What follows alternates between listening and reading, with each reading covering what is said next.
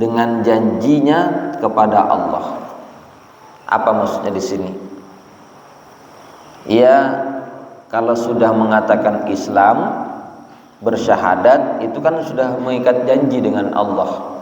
Asyhadu an la ilaha illallah wa asyhadu anna Muhammadan Rasulullah. Aku berjanji, aku bersaksi tiada ilah kecuali Allah, tiada ilah. Apa itu artinya ilah? Ilah itu kalau dalam bahasa Indonesia diartikan sederhana, Tuhan.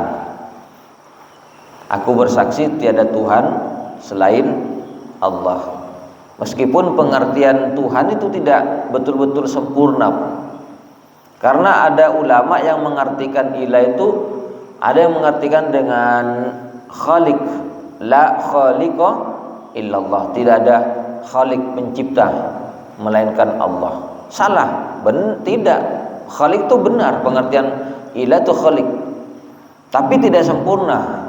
Ada yang mengartikan la raziqa illallah, tidak ada pemberi rizki kecuali Allah. Ini juga pengertian yang benar, cuman tidak sempurna.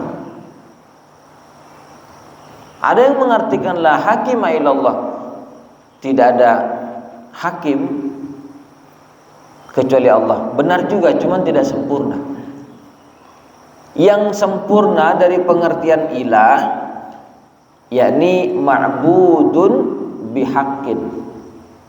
Jadi kalau kita membaca la ilaha illallah, artinya la ma'buda bihaqqin illa Allah. Tidak ada sesembahan yang benar.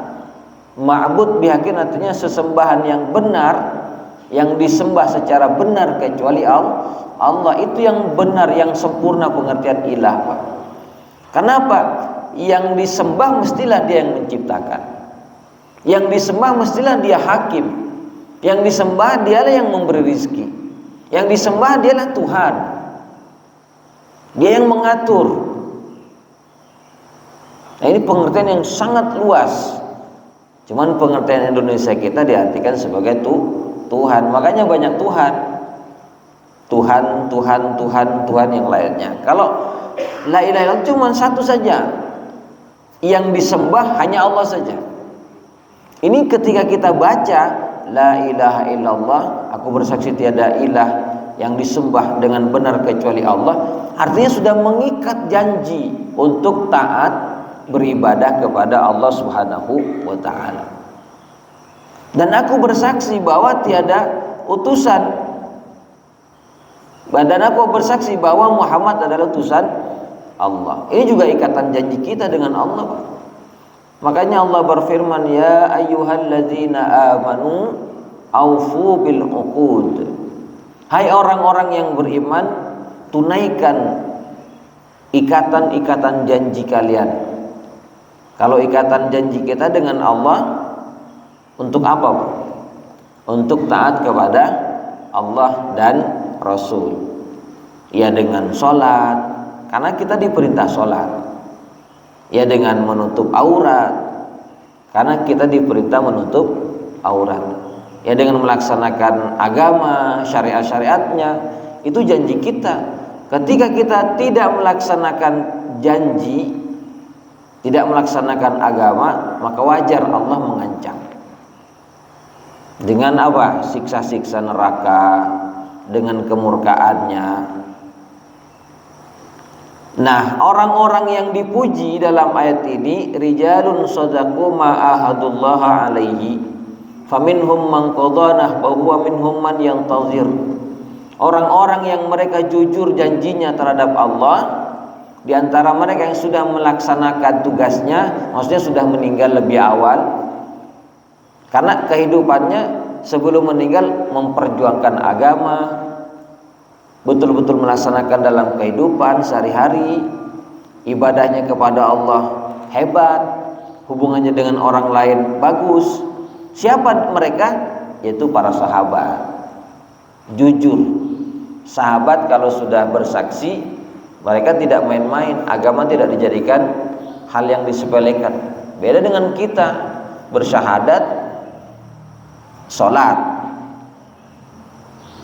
ya, bersyahadat tapi tidak sholat. Banyak Itu kita bersyahadat tapi tidak mau mengaji, bersyahadat tapi malah mempermainkan agama, karena memang tidak jujur agama kita ini, tidak jujur terhadap agama kita. Kalau jujur ya seperti sahabat, mesti melaksanakan perintah semampunya. Makanya kehidupan para sahabat itu tidak mikir kecuali masalah agama saja. Urusan dunia sampingan, yang penting menjadi penopang hidup. Ini sahabat. Karena memang begitulah yang diajarkan Rasul kepada para sahabat. Bagaimana hidup di dunia ini hanya untuk mengejar akhirat. Dan sering kita bacakan ayatnya. Allah berfirman, "Wabtaghi fima atakallahu minal akhirati wa la tansa nasibaka minad dunya." Cari akhiratmu yang Allah berikan kepadamu. Jadi hidup kita di dunia diperintah mencari akhirat. Tapi kata Allah, jangan kamu lupa bagianmu di dunia. Maksudnya hidup di dunia sekarang kita memperbanyak amal-amal akhirat. Tujuannya ini sebenarnya. Tapi jangan lupa kerja. Cuman kalau kita enggak, kita balik. Hidup di dunia tujuannya kerja. Urusan akhirat sampingan. Makanya jangan lupa sholat, ya kan? Kerja nak, tapi jangan lupa sholat. Nasihat bagus tidak? Seakan-akan bagus, tapi secara akidah ini salah. Mestinya orang tua menasihati, nak, kalau kamu hidup di dunia, kejar akhiratmu, laksanakan perintah Tuhanmu, laksanakan perintah Allah dalam kehidupanmu, tapi jangan lupa bekerja. Itu prinsipnya. Mestinya dunia itu sampingan. Para sahabat Rasul betul-betul menjadikan dunia sampingan. Bekerja itu bukan sesuatu yang paling utama. Yang penting bisa menopang hidup, sehat, punggung bisa berdiri untuk sholat, meskipun makan tidak seberapa mewah, yang penting sehat. Nah kita kan tidak dibuktikan dengan cara hidup harus mewah, makan harus enak dengan menu yang bermacam-macam. Akhirnya pikiran kita lebih kepada dunia dibanding urusan agama. Tidak salah bekerja, itu perintah, cuman bagaimana jangan disibukkan dengan urusan dunia. Maka Allah memuji rijalun sadaqu ma'ahadullah alaih, banyak orang-orang yang jujur terhadap janjinya kepada Allah. Faminhum, di antara mereka mangqadana bahu, ada yang sudah menyelesaikan tugasnya, maksudnya sudah meninggal. Siapa? Para sahabat Rasul. Wa minhum man yantazir, dan di antara mereka yang ada yang menunggu, masih belum meninggal tapi masih berjuang. Kita posisinya di mana, Pak? Kita jangan-jangan agama sampingan. Kalau saya sempat saya datang, kalau tidak sempat tak ke masjid, kawan. Ya, kita kan sampingan, sholat kita jadikan sampingan. Kalau sibuk ya nantilah, sholat nanti kan bisa ditunda. Akhirnya tidak berjemaah, kan sampingan. Nauzubillah, ya, sungguh sangat hina agama kita jadikan sampingan. Mestinya agama yang paling tinggi. Kata Nabi dalam sebuah hadis, al-Islamu ya'lu wa la yu'la alaihi. Islam itu tinggi, tidak ada yang melebihi tingginya Islam. Jangan sampai Islam direndahkan oleh pemikiran kita sendiri.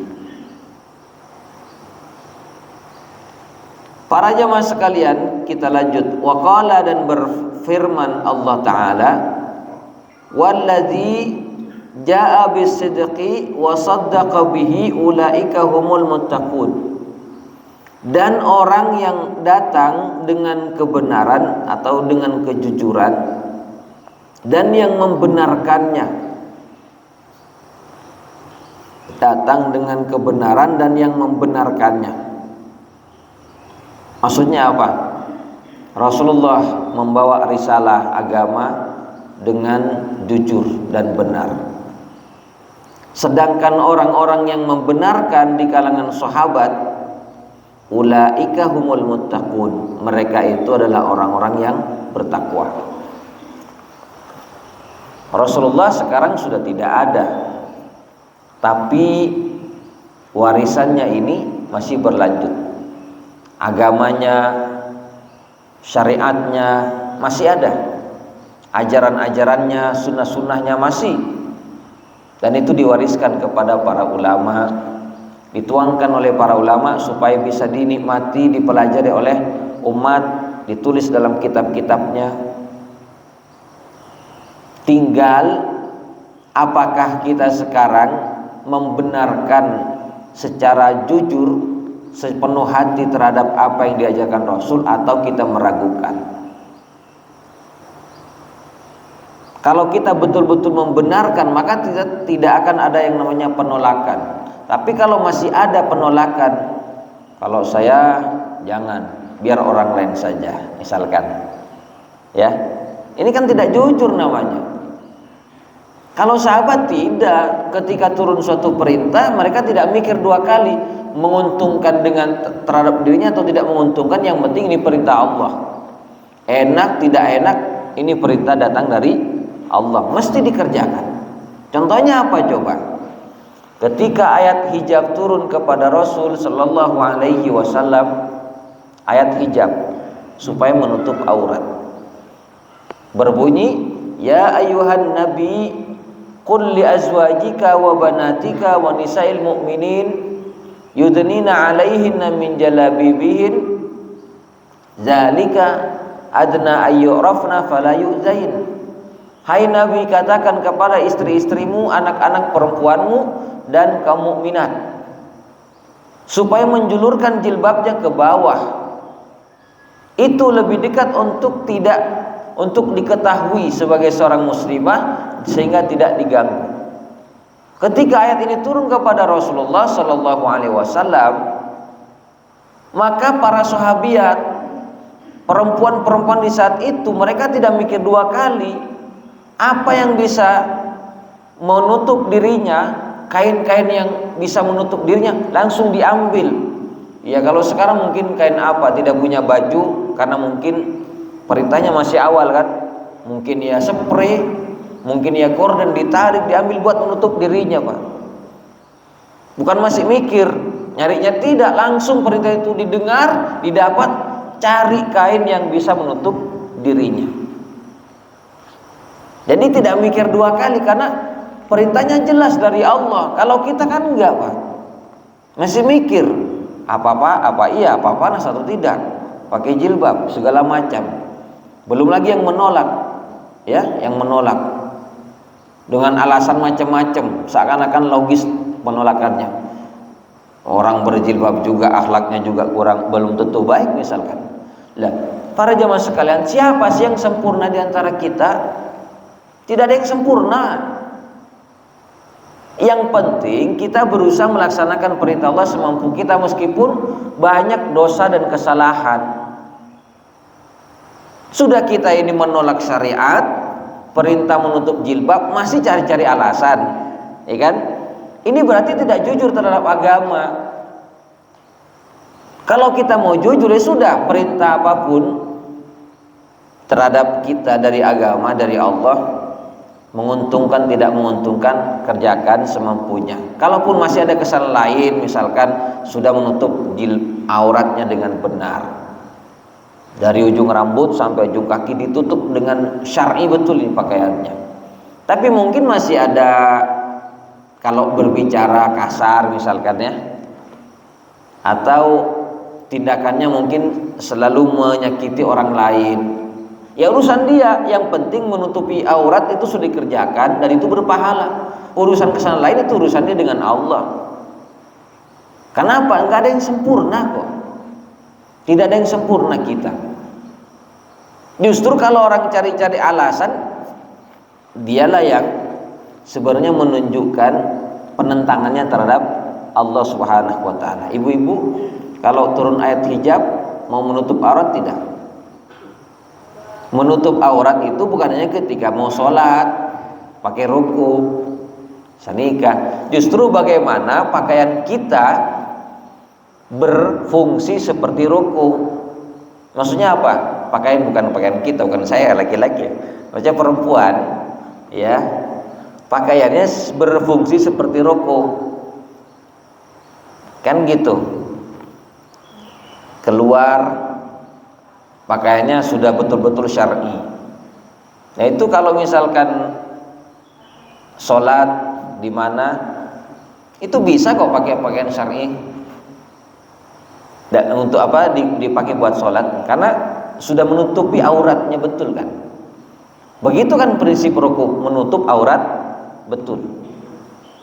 Yang dibuka hanya telapak tangan dan wajah. Nah berarti yang masih berpemikiran menutup aurat hanya untuk sholat, sedangkan alias rukuk, sedangkan di luar sholat tak masalah membuka aurat, berarti tidak betul-betul jujur terhadap agama. Ini rubah mindset, rubah pelan-pelan kita perbaiki. Kalau kaki harus ditutup aurat, daster gula tak sampai ke bawah, misalkan sampai ke betes, ibu bana betes, beli kaos kaki. Kan sekarang apa sih yang susah? Kaos kaki, pakai kaos kaki. Yang penting berusaha menutup aurat. Pakai kaos kaki. Pakaian saya mungkin tidak sampai. Kalau di zaman Rasul, para sahabat, sahabiyah itu menutup badannya dengan kain seadanya, itu yang penting menutup badannya sampai menyentuh tanah. Maka bertanya, kalau menyentuh tanah ya Rasulullah, kan ada kotoran di tanah, itu ada kotoran hewan misalkan, gimana kalau nyentuh tanah itu? Maka kata Nabi Shallallahu Alaihi Wasallam, nanti tanah yang selanjutnya itu akan mensucikan. Maksudnya biarlah kain itu menyentuh tanah, mungkin kena kotoran, dan akan bergesekan dengan tanah yang lain yang akan mensucikannya. Berarti jangan dibuka yang namanya kaki ini, tutup terus. Nah sekarang mungkin pakaian yang tren tidak sampai menyentuh tanah, tapi di atas mata kaki untuk ibu-ibu, daster. Bukan berarti tidak bisa menutup kaki, bisa dengan cara pakai kaos kaki, alternatifnya lah. Yang penting sarananya ada. Sarananya adalah pakaian yang betul-betul menutupi aurat. Tujuannya apa? Menutupi aurat. Nah kalau mikir-mikir dua kali, kalau saya menutup aurat seperti itu, saya belum siap, saya belum mampu. Tapi kalau suruh beli belanja yang mahal-mahal, skincare, mampu. Untuk menutup aurat, katanya belum mampu. Itu bukan belum mampu, Pak, ibu-ibu, itu belum mau. Tidak mau dengan syariat Allah. Yang dimaksud dengan belum mampu, mau beli pakaian tidak ada uangnya, cukup hanya untuk makan setiap hari pas-pasan, itu baru belum mampu. Jelas ya ibu-ibu? Setelah ini ayat hijab sudah turun kepada Rasul.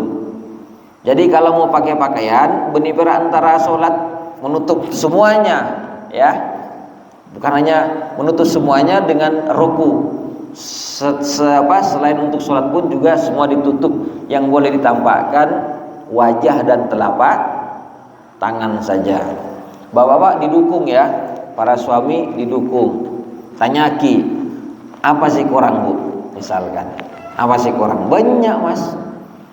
Wah, jilbab yang besar, pakaian yang gamisnya beremparkeun, rekenlah sanika Mas. Ya. Oh tak cukup deh, ya antos tak pasaper, berarti kan mampunya segitu.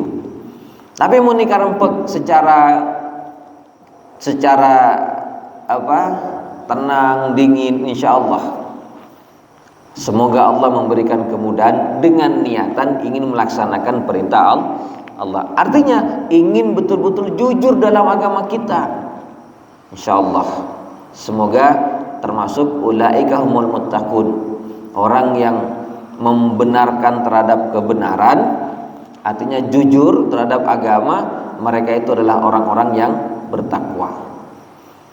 Makanya Nabi SAW bersabda, "Alaikum bisidqi fa inna sidqa yahdi ilal birri."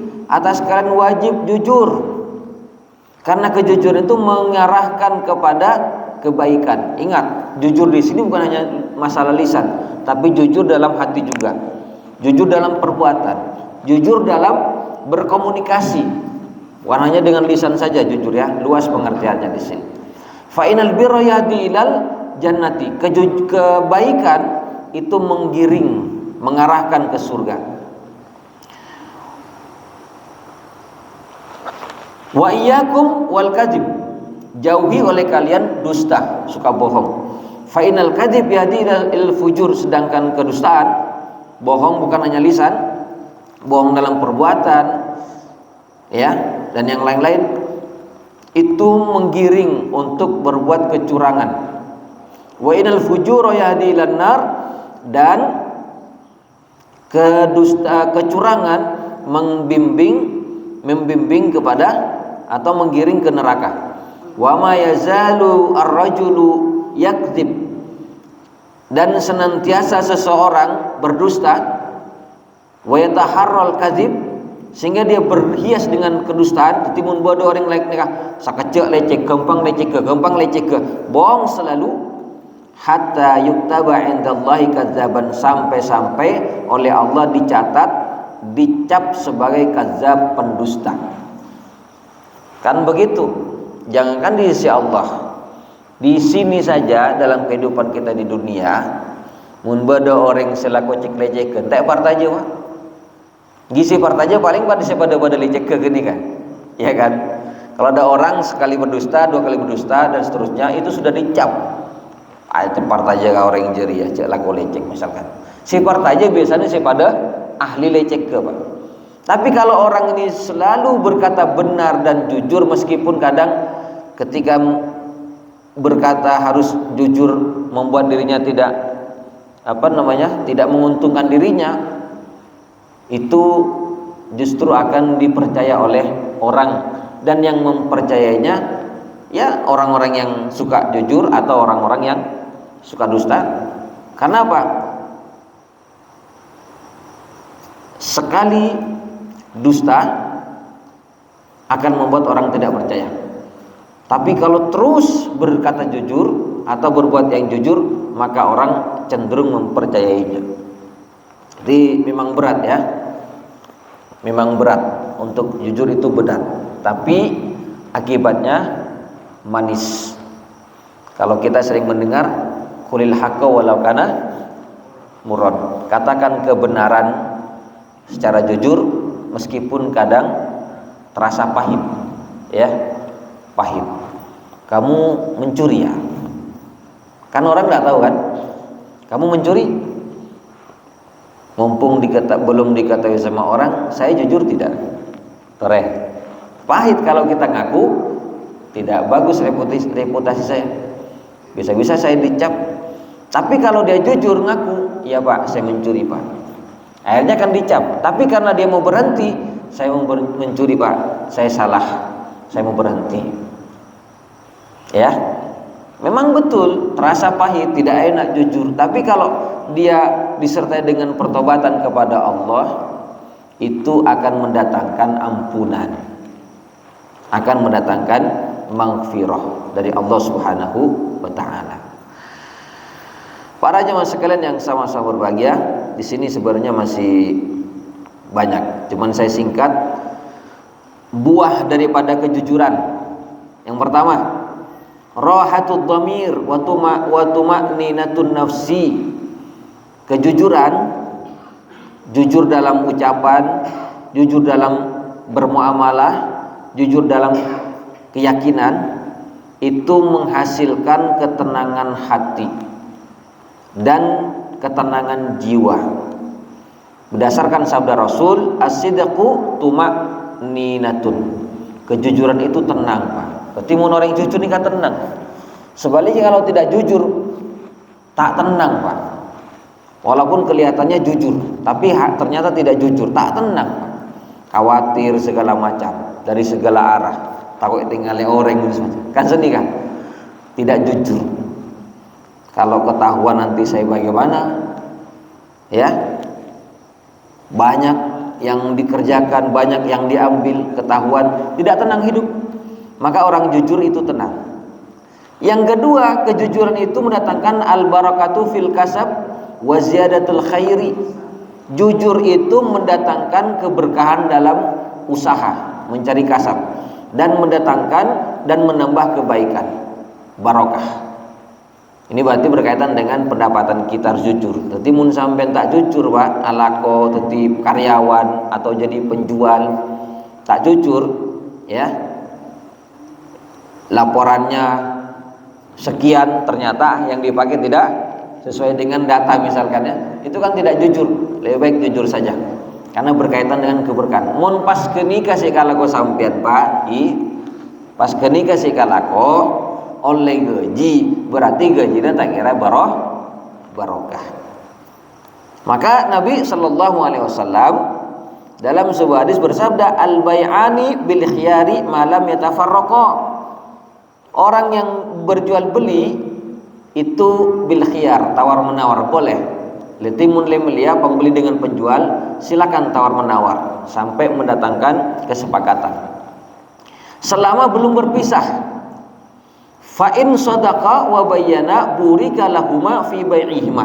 Kalau kedua-duanya jujur dan jelas jual belinya, katakan ini sepatu ini sama Pak. Sepatu yang menjual sepatu, cuman yang mereknya sama, ukurnya.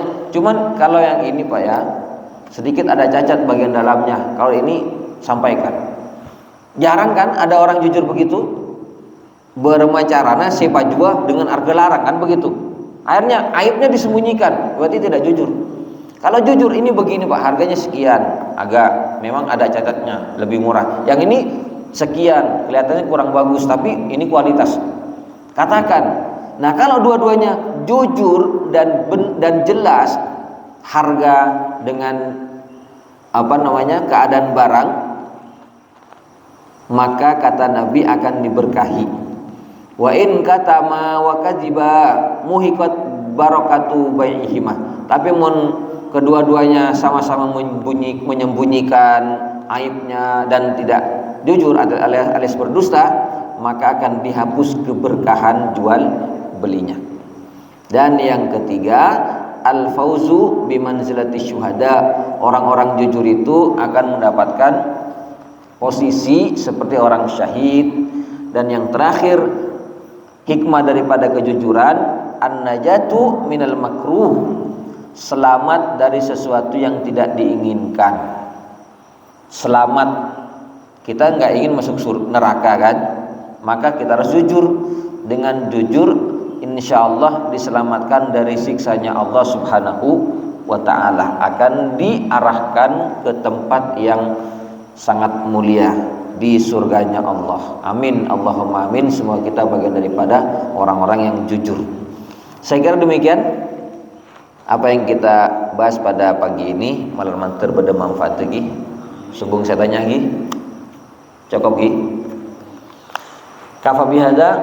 Wassalamualaikum warahmatullahi wabarakatuh.